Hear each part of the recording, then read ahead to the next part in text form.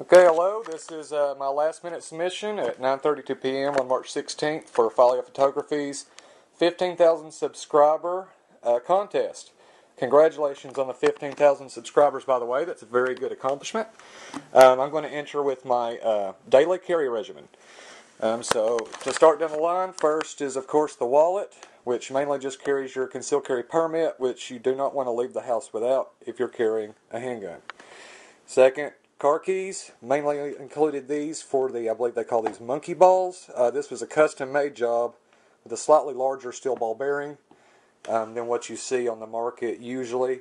It's about a quarter of an inch larger than the ones I see usually. Also have the pocket knives. The one I usually carry is the Gerber. It's the most well-made of the three.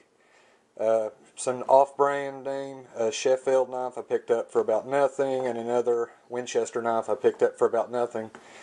Depends on what I'm wearing. You can see the size difference of the three as to which one I'll be carrying for the day.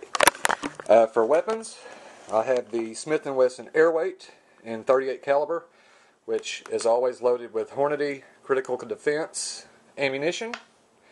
Next up, which I carry the most often, is the Taurus 247 CDS model, 3-inch barrel, compact, hence the C. It's chambered in .40 cal. Also, depending on where I'm going, be it usually for home, I have the extended 15-round magazine, which I keep chambered in extreme shock, which tends to be more frangible and less likely to punch through several layers of sheetrock and possibly hit another member of the household that I do not want to fire rounds down range at.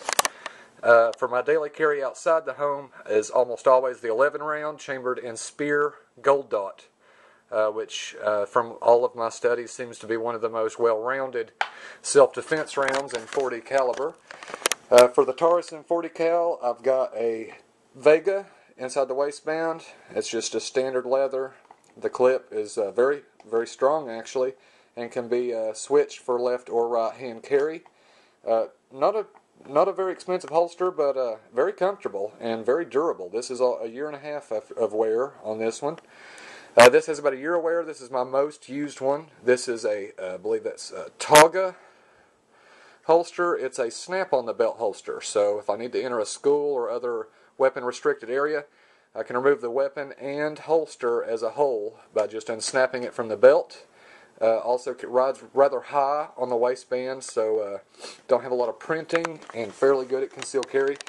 Pretty much identical as another from Tagua, non-removable belt-mounted holster.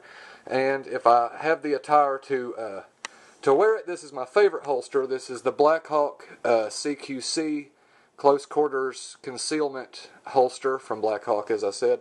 I believe it's Cadex. It's got the quick release button there. I've done extensive training with this.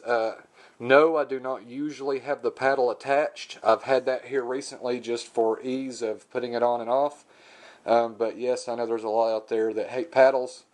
And if I'm going to be wearing it extendedly, I do attach the belt attachment to this. Although I haven't had a lot of issue out of the paddles. I see I've done extensive training with the paddle, and if you get these hooks set right, and you wear a good enough belt or the clothing fits well, I've not had any issues pulling the holster and the gun out together. I think a lot of that, at least with the CQC Blackhawks, is people not training adequately and not hitting the release when they're pulling up on the gun, which gives a very large jerk on your holster, which could dislodge it. For the Airweight, Smith & Wesson, two standard cheapies. We got cheap but very good, very well manufactured Uncle Mike's products.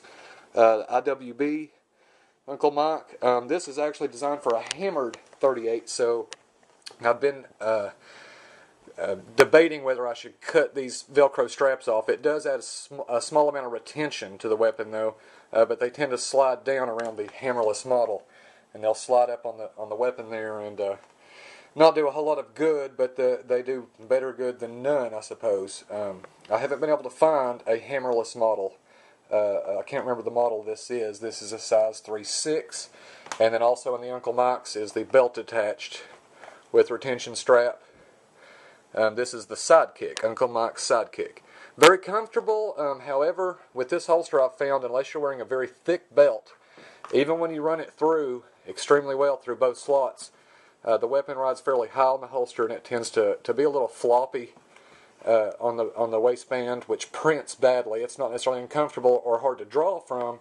It just prints fairly bad. So on open carry, which I do a fairly large amount of open carry, Uncle Mike's is great, but if I'm doing high concealment, not so great. Of course, most concealment on this one and these two are about equal, and that large Blackhawk's rather hard to get underneath the shirt. So thank you. Awesome contest. Hope I win, or at least get admitted as late as it is in the week. Keep the great videos, Falia, and I'll keep watching you. Good day.